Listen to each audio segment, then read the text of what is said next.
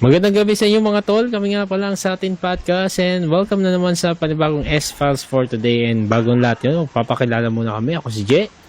This is Jai. And this is Rio. So, ayun, another episode of S-Files na I believe na pre-namis ko last time yung episode natin is about parang ano siya, simulation theory or parang Mandela Effect. So, Matrix style. Oo, mga Matrix yung galawan. So, I shared, I was inspired by a movie from, I don't know, hindi ko alam kung sino nag-direct nito, pero it's a movie from pirated movie ko lang eh. Then it's not from Netflix eh. Hindi siya Netflix or ano. So, nakuha. Mga professional lang ang gumagawa. Parang B-movie. B-movie. Parang B-movie oh. Mahilig ako sa mga ganun eh. More than horror, pati yung mga investigative movies na ganitong tema na medyo hindi sikat, ganun. So, if you want to check that out, I'll put the link on the description para you can do your own research. Parang I'll tell you the title later. Pero, yun. So, let's start with Mandela Effect. Are you guys familiar with the Mandela Effect? I know Actually, I've heard of it. Diba? Parang what do you understand about it? Na ano yung Mandela Effect? Naisip ko si Mandela sa Africa.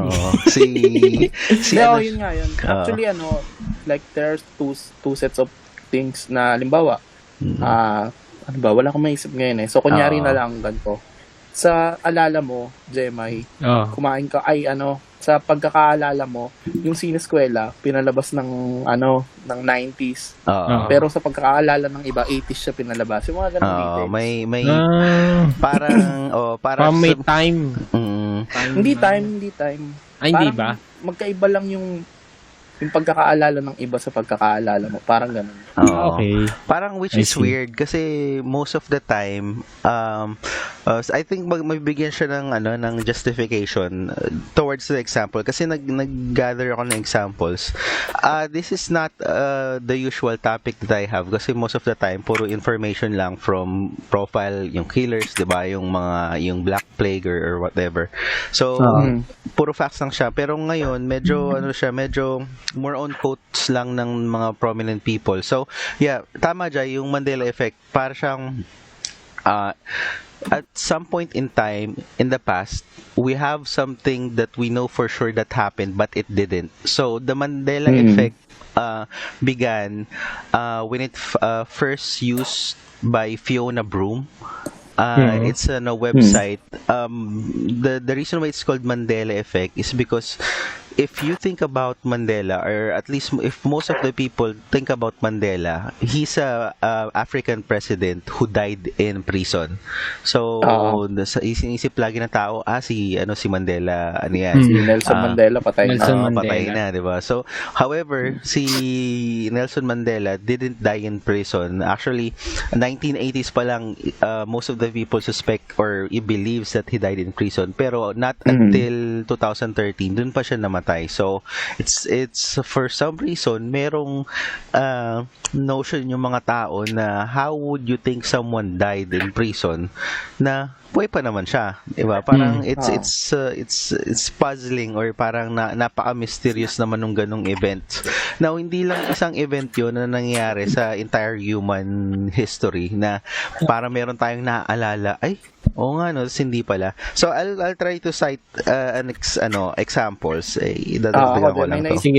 Actually, may naisip ako. Just yun nyo ako kung I'll ask the question and then you'll answer me what you remember. So I think siguro I'll start with siguro bata tayo, 'di ba? Yung Looney Tunes, 'di ba? So yung Looney Tunes, 'di ba? Bugs Bunny, 'di ba? Daffy Duck. Lagi yung merong intro yung parang bilog na yung intro, di ba? So yung Looney Tunes, ang spelling niya, how do you spell Looney Tunes? On the, baka tama yung naalala nyo or are you part of those people na iba or katulad ko na iba yung pagkakaalala ko? So ikaw, how do you spell Looney Tunes? Ikaw muna, Jai, or Looney, Looney, Tunes. T-U-N-E-S. Ikaw, Jay. Looney Tunes. Oo. Ayun, same kay Jay. Oo. Ganun din Looney Tunes. Oo, maganda yung memory nyo kasi nakita na ano nyo yung tunes na T-U-N-E-S. Kasi most of the time, yung mga naiisip nila yung ganong intro is yung tunes nila, yung T-O-O-N-S. So, parang yun yung isang part ng Mandela Effect na parang most of the people remember, alam naman natin, or in fact, that it's T-U-N-E-S, pero most of the people remembers it as T-O-O-N-S. Tunes siya, Looney diba? Tunes. Siguro grammar na rin yan, di ba? Parang baka grammar lang yan. Siguro kasi bata pa tayo, we simplify things sa parang tunes na T-O-O-N-S, Maybe because diba? people are thinking it's cartoons kaya siguro. Parang naaano nila. And then later, actually, I'm one of those people na, T-O-N-E-S pala yun. So, ever since I remember it as T-O-O-N-S. So, another one is si JFK and assassination. If you try to remember how many people was in the car when he was assassinated, parang may rough memory ka ba, or kayo na parang ilang tao yung nasa kotse? Hindi ako masyadong familiar Saan? Sa assassination ni Kennedy? Oo, yung nasa kotse sila, di ba? Si Kennedy, tapos may yung asawa niya, first lady, at may driver, di ba? So most of the people remember it as apat. Yung si Kennedy, asawa niya, and then yung driver, tapos isa pa dun sa parang passenger seat. So there's 4.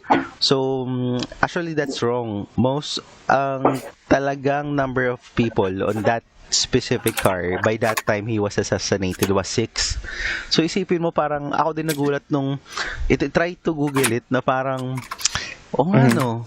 I am one of those people na who once avid fan of documentaries, and then I'm just surprised that I miss simple details like this, na parang 6 pala yun. Parang I did watch this clip over and over as in a certain point in time, and then I never imagined na 6 yung tao doon, and I didn't even realize na ganun kalaki yung sasakyan nila ni Kennedy.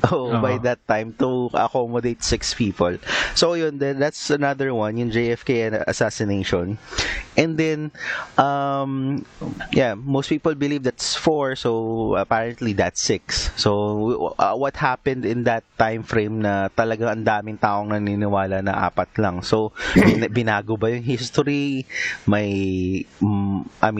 That's kasi sikat yun eh. That's a famous incident, di ba? Parang it's hard to miss a fact from a very famous incident. So another one is medyo cartoons naman siya. So Snow White. So the term that's mirror on the wall is hindi pala yun yung sinasabi nung queen. Actually hindi ko nasulat yung actual term. Pero hindi yun yung term. So ayun, yung sa Snow White, the term that we remember, at least I remember and most of the people remember, is mirror on the wall. So the fact or the exact line actually is a magic mirror on the wall. So hindi siya yung mirror na alam natin. So I'm surprised again on what we remember and what's fact. So saan nanggaling yun? I mean, where did it come from? Parang inimbento ba natin ng bata tayo kasi mas maganda pakinggan, parang mirror on the wall. Actually there are adaptions of Snow White. Actually not adaptions, parang I think it happens in other writings or shows where they try to get they try to portray that specific the event or that specific scene, like in Shrek, di ba? Sino ba yun, yung pandak? Tapos parang parang si Lord Farquaad. Yun yung si Lord Farquaad, yung parang he owns a wall, he owns a mirror, and then the term that he used is mirror din, hindi parang magic mirror on the wall. So not just a small part of the, say, like population realizes na magic mirror pala yun. So, that's another one. And then, yung Forrest Gump, yung, di ba, there's a part that he's waiting for a bus and then may katabi siyang nurse yata yun. Di ba? So, I think one of the best quotations, siguro misquoted na siya all through this time, pero the real quote should be life was like a box of chocolate. So that is the right one, and what we remember, or what most of us remember, is like a box of chocolate. So chocolates, you'll never know what you get. Yun. So imbis na it's was. So again, not sure kung baka grammar lang yan. I think yung most of this change, or most of this differences is coming from siguro grammar, pop culture. Parang pop culture, mas maganda, tsaka mas maganda siya pakinggan no? Parang life is a box of chocolate. Hindi ka pa naman patay Oo nga was di ba? Parang siguro merong part yung Forrest Gump na namatay siya or was, kaya naging was, di ba? I'm not sure. Pero pwede. Na parang kaya sinabi niya. Nakwento niya buhay niya. Baka nasa purgatory na siya, yung bus pala it signifies heaven, papunta na siya sa heaven or whatever, ganun. So baka yun, kaya sabi niya life is was a box of chocolate. So was dapat siya, so is yung naalala natin. And then ito pa, alam natin Star Wars, di ba? Ito siguro one of the most famous lines ever na natin. Ano yung sinabi ni Darth Vader kay Luke? I'm your father. Ako alam ko kasi alam mo na. Si Jerry na lang. Alam din ni Jay. Tama yung sinabi niya, I am your father. Look, I am your father. Yun yung tama. Pero the most of the people knows it as, look, I'm your father. So hindi ba no, I'm your father? No, I am your father. No, tama. Father. Hindi ko nakita dito. Yeah. No, I am your father. Yun yung tama. And then yung mali is, look, I am your father. Look, I'm your father. So, there are accounts na even those voice actors, yung voice actor ni Darth Vader got confused when he was interviewed later, after it was shown or after the movie was created, na, talaga, I remember that parang even he remembers it as, look, I am your father, like, no, I am your father. So ganun siya so parang merong somewhere along the way merong nababago or na parang na-alter sa memory ng majority sa atin, and then we just ignore it. So parang okay, Mandela Effect yan. So ganyan. So most of this medyo grammar siya yung Silence of the Lambs, yung adaption in books, I think, I'm not sure if we're the same, but I remember it as just Silence of the Lambs. Pero ano pala yun? Silence of the Lambs. The Silence of the Lambs. So meron siyang may article pa sa mayroon siyang sa umpisa. And then si Monopoly. Actually meron ako nakita dito Hitler has a brown eyes, pero apparently he has blue eyes. Now I'm not sure how you would parang kiniklaim lang to nung source nung nabasa ko na parang si Hitler is blue eyes pala siya. So I'm not sure how you would parang prove it that he has blue eyes. Kasi diba black and white yung dati. Time pictures diba parang baka yung mga bagong portrayals kasi hindi na blue eyes. Baka ganun. Pero apparently Hitler has blue eyes instead of brown. So again, I'm not sure how they can how they would know it na blue eyes pala siya, or how would the majority of the people would know na he is blue eyes na black and white naman yung di ba? Paano makikita yan? Ang weird naman nun. So, ayun. And then, si Monopoly, yung Monopoly logo, di ba yung nilaro natin yung bata pa tayo? Yung sa monocle ba yan? Oo, yung sa di ba? Parang meron siyang I swear I remember na yung that Monopoly game has a grandpa figure na naka-tuxedo or naka-suit and then has something in his eyes. And then apparently wala pala. So, Oo, wala pala siyang monocle. Ako Oo. pagtanda ko rin may monocle. para siyang si Mr. Peanut eh. Si Mr. Peanut, 'di ba, yung may peanut na May monocle. may monocle siya, 'di ba? Parang ganoon eh. And I'm surprised with the same na iba pala siya, no? Parang ba't ganun? Saan nanggaling yung memory ko na meron siyang or saan nanggaling yung memory natin na meron siyang sa mata, no? So ayun. And then yung I think ito more on grammar naman to, Sex in the City, yung series ba yun or movie? Ano pala siya, Sex and the City. Hindi siya hindi in the city. So Talaga? Sex and the City. End pala. Oo. Sex and the City pala yun. Oo. So parang siya na ayun, parang after all this time, bigla kang mabubulagan. Oh, what the fuck? So, saan nanggaling yung Sex in the City, di ba?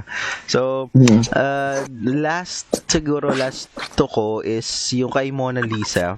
Si Mona Lisa daw is really not smiling, pero what some people remember her, pag naalala nila yung picture, she was smiling. Parang nakangiti siya, pero she was never smiling apparently. So ayun, and then yung Pikachu tail color,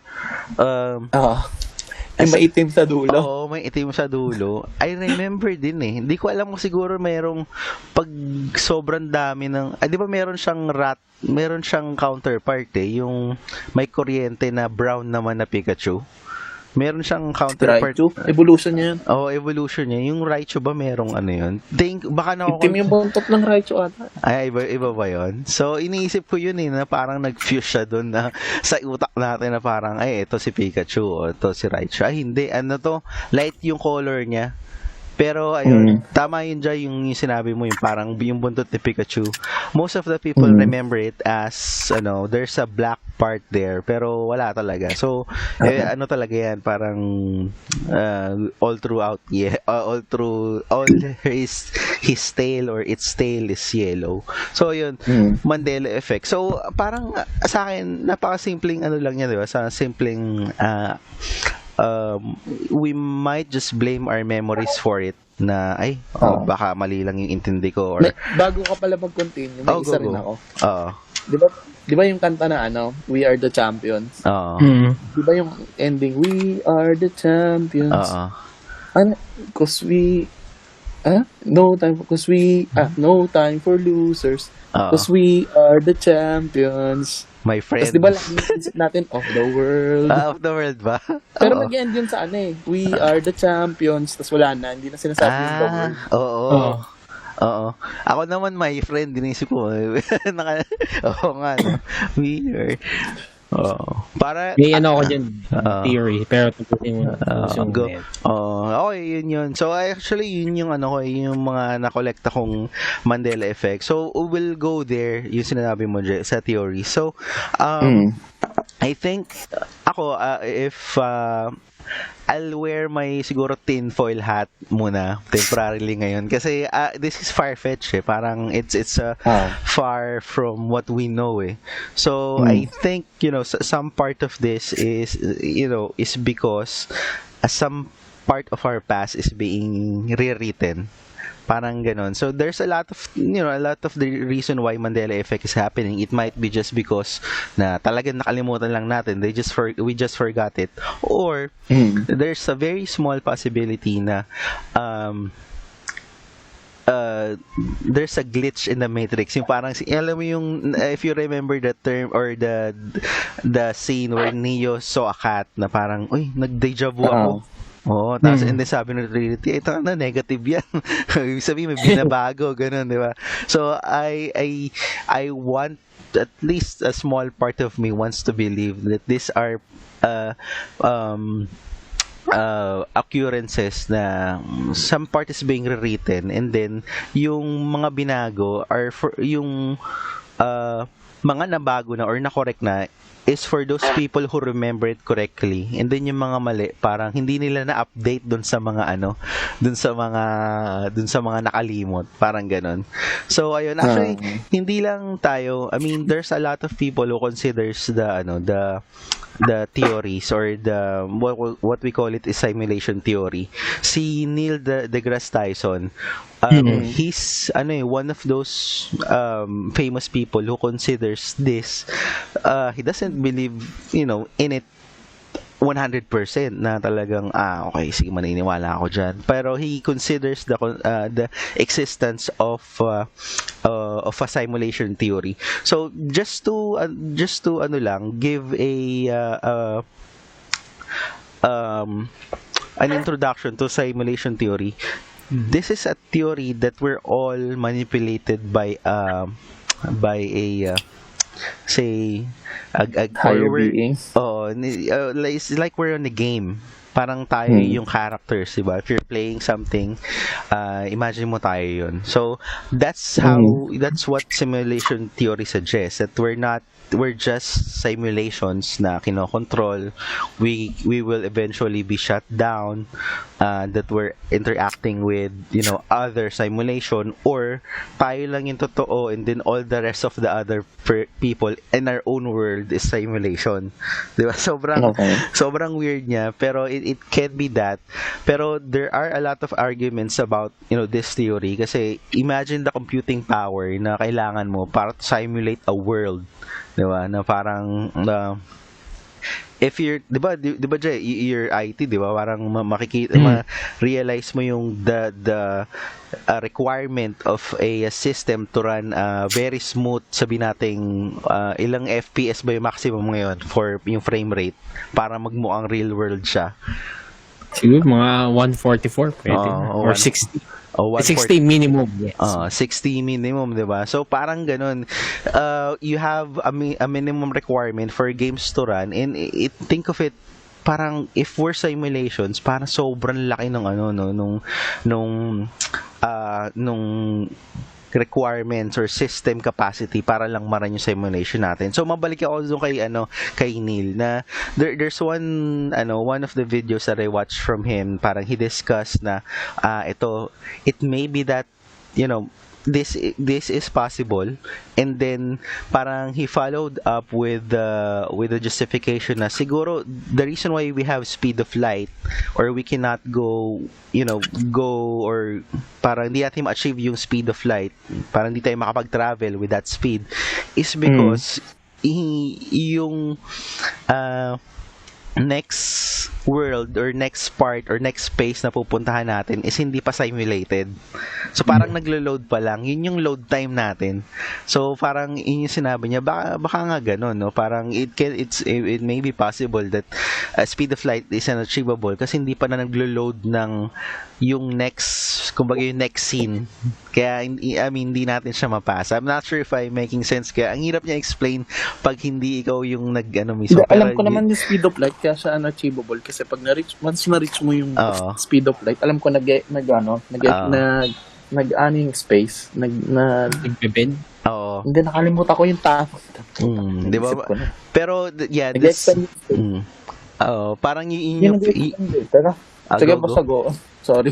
Hindi, nakalimutan ko yung term. Pero yun para I understand you, Jay. Para siyang yun yung physics behind it, di ba? Parang yung physics Pero the thing is, unachievable siya. Unachievable siya. Yun yung physics side. Pero there's a parang side na just because it's kaya siya unachievable is because yun nga, if we base natin siya simulation theory, may hindi naloload pa yung next screen, kumbaga.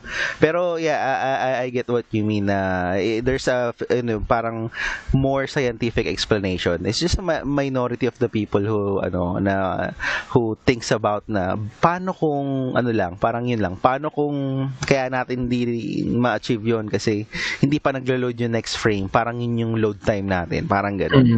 So, some of the prominent people, just a few of the prominent people who believes na this is true. It's including Elon Musk. Elon Musk. So Okay. he's one of the parang may TED Talks eh. I'll include the video again in the description. He talked about uh simulation theory and how is it possible. Parang he explained it this way. Like 40 or 60 years ago, but basta X amount of years ago, we have yung sa TV, yung parang ping pong na yung lines lang, yung parang very, very first game na console, di ba? We came from that, and then we're here from there. We're here in in 2020 na sobrang realistic na, 'di ba? May 60 FPS na, may 4K resolution na, yung talagang nasa mukha mo na yung interface, 'di ba? So sinabi niya, if we continue to develop our own our technology towards games or simulation, we could eventually be in a future na magiging we can simulate reality. Na talaga. Na talaga mangyari siya. Meron tayong power na ganun. So,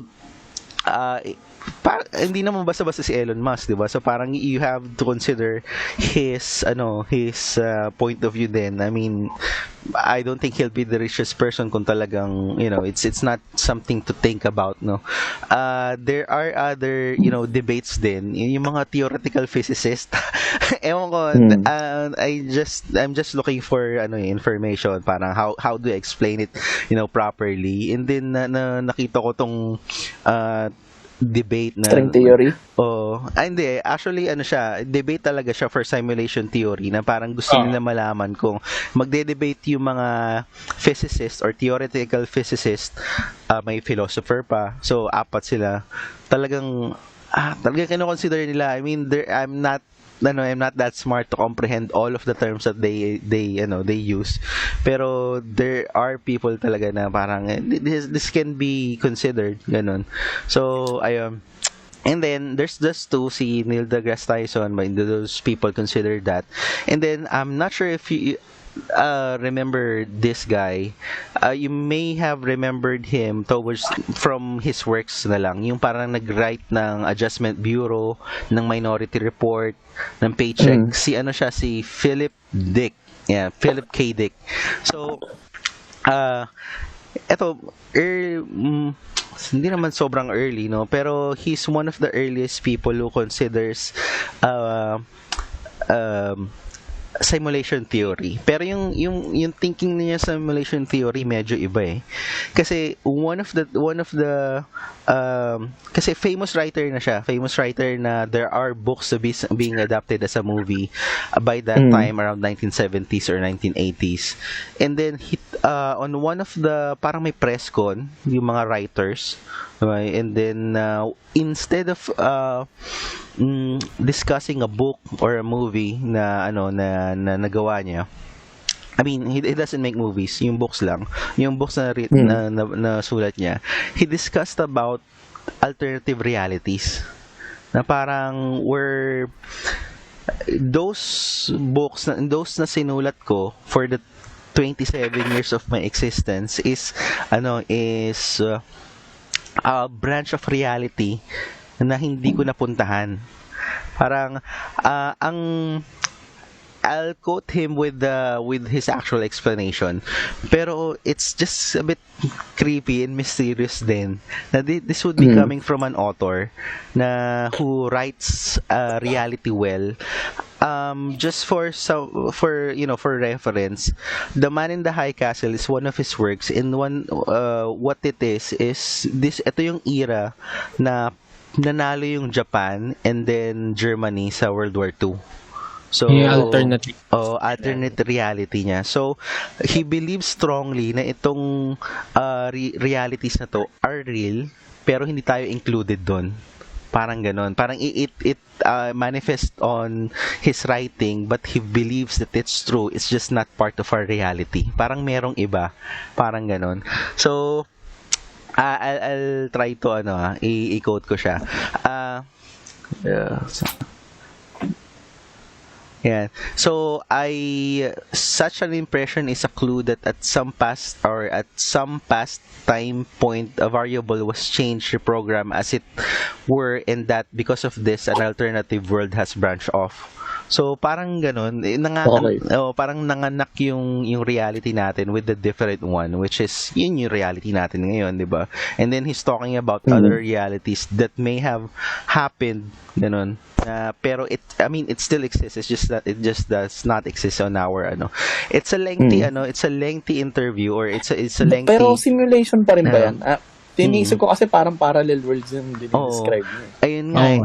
Parang nandun na siya sa realm na yun, pero ano lang siya, one of the, kaya ako siya in-include is, parang nandun siya sa realm na yun eh, na hindi siya simulation, pero it's a different world from us, na parang he was included. So, it's a different na, pero ang hirap maghanap ng tao na, or prominent people na magsasabi talaga na, we consider this as simulation. Parang another reference lang. There are people who think sa parang these are other, he believes strongly na meron pang ibang reality toward, parang tayo, lang tayo. Wala sa ganun. Parang kayo ba? Parang ang hirap kasi, 'di ba? Parang ang hirap niyang Sa simulation hindi ako sold pero sa alternate reality pwede kasi parang every decision nagbo-branch out siya ng different future kasi 'di ba subjective mga bagay-bagay. So every twist and turn parang may alternate reality siyang nakikreate parang gano'n. Sa akin Tama. Parang butterfly effect din, no? Parang gano'n, parang meron kang gagawin ngayon, may precaution siya. Pero maganda, what we lack is an option to choose from those reality, no? Parang it's sad that if it's true. You mean but yun, nandun na nga tayo sa choice we're leaving that choice para sa akin. Kasi our decisions lead up to this parang ganun. Okay. I'm thinking about it in this perspective. Parang if I applied for the job, diba? And then in this reality, I was not. Hindi ka pumasa. Hindi ako pumasa, diba? Or doon ako sa reality na naging kami.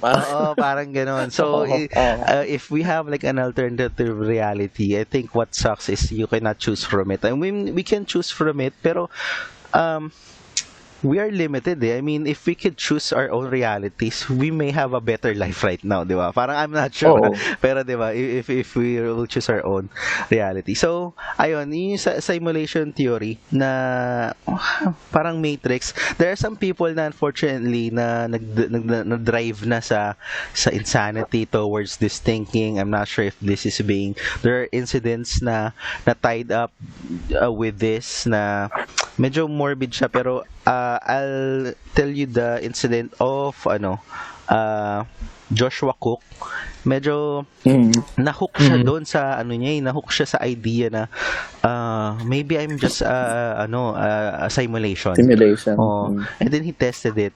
Ito yung mga panahon na yung Matrix sikat na sikat. Parang cult following yung Matrix by that time, and he was a teenager by that time. And then he wanted to prove it's so bad that he tried to, actually he was successful in killing his parents. Na if this is true, if this is just kasi di ba sa Matrix, once you kill someone, they would just codes yan, di ba? Parang mawawala lang ganun. And then again, this is a combination of a lot of things. Siguro stress na rin ng bata siya or ng teenager siya or whatever. And then from that thinking, napunta siya to proving it by killing his parents. So, it's sad. I mean, talagang he tried to detail it and why because he's still alive, and then he's still in prison, and then he described the why he did it. He killed his dad, and then he killed his mom with a shotgun, and then nung nandun na siya sa moment na yun, he realized na shit, this is real. Kasi it's not parang there's no amount of literature can describe how nakakadiri or how gory it is pag ikaw talaga yung gumagawa yung ganun. I mean, according to him na ganun. So, ayun, there are some people who gives too much attention to this fact na parang nasa simulation lang talaga tayo, ganun.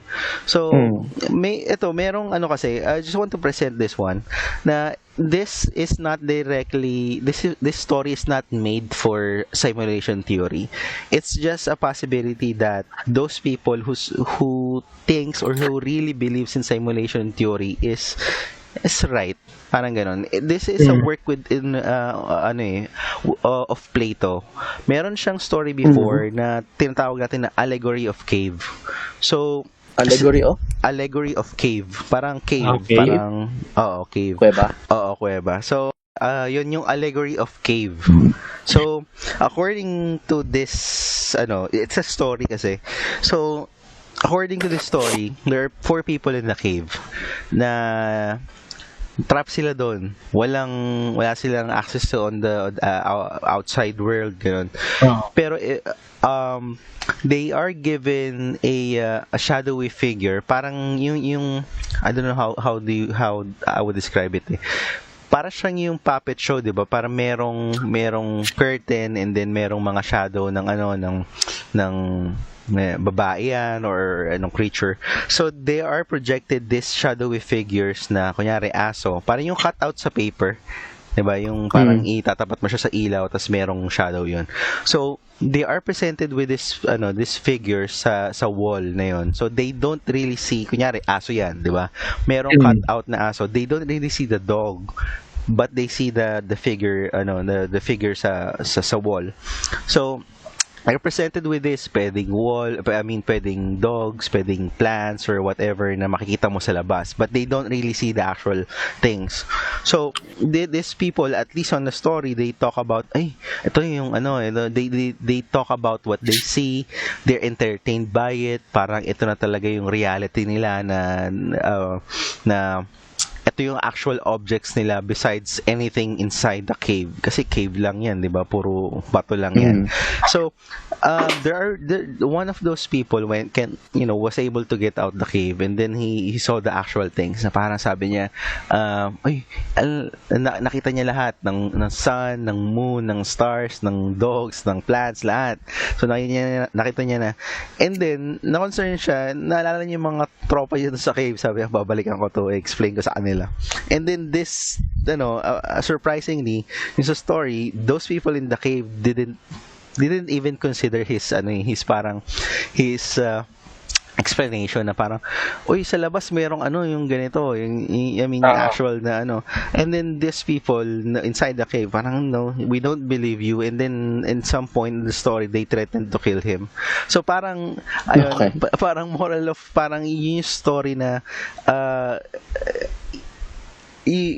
parang it recurs throughout the history. Siguro at one point meron tao nagsabi, most of the people knows that the earth is flat, and then meron tao na hindi, bilog yun. Parang gusto niya piniperson niya yung idea na yun, and no one believes him, pero apparently he's right, no? So inano ko lang siya, in-include ko lang siya dito is for those people who strongly believes na this theory is an actuality. Baka sila yun, no? Baka talaga nag-purpose sila, hindi totoo nga to, na pakiramdam ko talaga nasa simulation tayo na gano'n, di ba? And then we're all so absorbed with our own realities na, or what the reality that we know now, that we don't even consider it, di ba? Parang ito lang yung parang what if lang siya. Tayo yung mga caveman na hindi naniniwala. Kasi it was described yung phantom, kasi yung similarity ng mga phantoms na yon, yung mga shadows na yon, are the emotions that we feel, parang yung love, success, yung fame, ganon. Parang yun yung mga phantoms natin and there's another set of reality, which is yun nga yung nakita ng isang tao na lumabas na hindi natin siya pinapakinggan. So ayun yung yung parang, at least for those na naniniwala talaga, baka nga sila yun.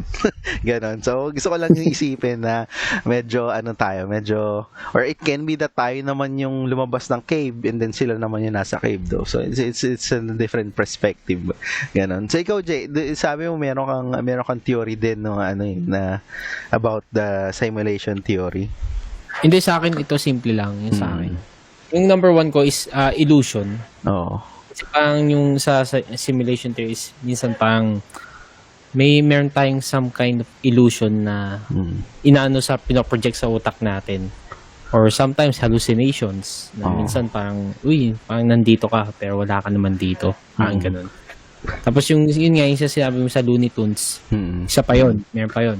Meron tinatawag na hearing and optical illusion na sinasabi. Kasi yung, di ba sabi tunes, pero tunes pala, hindi tunes. Kumbaga parang depende sa creator nung gumawa nun kung paano nila i-portray yung gusto nilang doon sa tema na yun or sa kung ano mang bagay na ginagawa nila. Tapos minsan naman another one is seeing as a whole. Minsan titignan mo siya yung as a whole picture. Pero yung may mga a little bit of details na meron pala na hindi ko napapansin. Kasi yun yung pinaproject ng yung kung ano yung nakikita ng mata mo, yun yung pinaproject ng ng utak mo. Kaya minsan may mga tao na magaling sa photographic memory kasi minsan natingnan nila as a whole yung image as a general. Pero may mga mga specific details na meron palang ganyan. Tapos next naman is may deception na tinatawag. Minsan dinedecept ka sa tunay na concept ng isang bagay na to, kung ano ba talaga yan, kung ano bang meaning yan, may hidden meaning ba yan or something na or minsan sa isip mo parang sa deja vu na parang nangyari na to. Ang sabi nga daw tol, pag nade-deja vu ka daw parang may close to death ka na parang may mangyayari to. Ayun nga yung next na tanong ko parang how do you explain paano yun, what do you mean close to death? Parang how is that connected to death? Is that parang parang kasabihan siya or is it a belief na if you have a deja vu you will die eventually or parang madapit ka na mamatay ganon? Hindi, kasi, kumbaga parang, ang sabi daw dyan is parang, kumbaga parang, yung past memory mo, na, yung nasa present ka, na, which is may relevant dun sa nangyari na, for example, yung isang deja vu na nakita mo is, may nakita kang pusa, yung tulad sa Matrix. Tapos yung after a year or month or day, kasi parang, kumbaga parang, minsan kasi is, yung kumbaga yung sinasabi ko yung sa pusa sa Matrix or kahit anong scenario na parang minsan yung routine ng isang tao is nagawa niya na to. Pero parang ibang perspective lang. Parang napapaisip yung tao o tayo na parang nagawa ko na to pero minsan parang yung may certain memory dito sa utak natin na parang may pattern ba kumbaga na parang na-identify niya na nagawa mo na to, parang deja vu, parang nangyayari sa akin, parang gano'n. Yun lang naman yung yung parang naiisip nila na gano'n na kumbaga yung parang yung memory na yun is nagmamatch dun sa current na ginagawa mo na ibang scenario nga lang. Parang ganon. I remember may one point ako na deja vu na hindi ko makakalimutan when I was a kid. Kasi sa Cavite kami nakatira Actually, we lived in Cavite. Tapos nag-transfer kami sa Las Piñas. But my cousins live in Cavite. So every weekend or at least every weekend we go from Las Piñas to Cavite para i-visit lang sila and then have parang dinner, lunch ganyan. And then at one point there's a street na na-realize ko na parang nangyari na to So dun pumasok yung sinasabi mo Jay na since we do it regularly na lagi kami pupunta doon, lagi kaming nag-travel and we go past that street na siguro na-deja vu ako kasi we always go here. Siguro iba lang yung damit ko, 'di ba? But the feeling is there. Siguro yung alam ko may lubak pa yun na medyo mataas before you can go up the So parang siguro yun yung parang naalala ko to pero hindi ko maalala kung kailan. The part where when it happened, it's not in my head eh. I think it's the same with most of the people. They don't really remember yung the time when it happened. Parang yun nga, but if you see the pattern, baka nga deja vu talaga. I was about to ask Jay, yung parang how do you explain deja vu, or how could it be related to alternative reality, no? Or parang simulation theory pala. So, but yeah, go ahead. Meron ka pa bang iba na Sorry na cut kita. Oo. Last but not the least, yung sinabi ni Jain, which is yung multiverse. Ang sabi daw kasi sa multiverse is someone na tayo or ako is connected sa kabilang multiverse. And connected, and connected, and connected. Gusto ko yun, ha? Tapos daw, yung multiverse na yun, for example, nagpa-podcast tayo. Sa kabilang multiverse naman, sobrang sikat na tayong nagpa-podcast. Parang ganun. Or kumbaga parang yung podcast natin is kakaiba, di ba? Parang ganun yung niya. Ibang parang tema. May same person but different versions in different multiverse and alternative timeline, kumbaga. Yun yung doon. Magkako-connecta yan. Yun nga lang, sa sobrang layo ng, di ba, yung sa, ba pinakadulo ng universe? Di ba, parang hindi natin alam, di ba? Kasi sobrang laki ng universe na nakikita lang natin sa naked eye. What if we go beyond in our universe na may makikita ba pa tayong iba? Meron pang iba, di ba? Tapos iba-ibang version, which is nakakatakot, no? Diba? And then, di ba may Cloverfield na movie na parang lagi silang nag-ano sa ganyang type ng na storylines, which is pero yan, that's something that I want to believe too. Yung may ibang may ibang parallel universe, and then somehow we're connected, and then we think na kaya tayo nagkaka-deja vu is related yung experiences natin somehow na connected siya, di ba? Offended. But ako may may maikwento lang ako tungkol dyan. Di ba parang minsan may mga panaginip tayo na parang namamatay tayo tapos nagigising na lang tayo. Yeah. Sabi daw, parang syempre sa isip lang ng mga tao. Parang assumption nila, yun yung ikaw sa ibang universe na namatay. Parang death ng isang ikaw. Gets niyo? Diba? Wait, I'm thinking about the dreams that I died eh. Parang, if that's true, parang in-entertain ko lang yung thought na, paano kaya namatay yung kabilang sarili ko, no? Di ba kasi minsan may panaginip tayo, malalaglag tayo sa bangin, tapos magigising na. Nalulunod, di ba? I think, pero ako hindi naman ako dyan, naglilin tungkol dyan sa, with regards to your topic. Sa akin naman, it's just memories, I think. Kasi, I see the brain as a supercomputer. Diba? Sobrang laki ng memory. Pero ang problema kasi sa supercomputer ng tao, hindi ganun kaganda yung computing power. Hindi siya foolproof. Kumbaga. Maraming lapses. Tapos, ang problema kasi, tulad din sa mga kanta, ganun.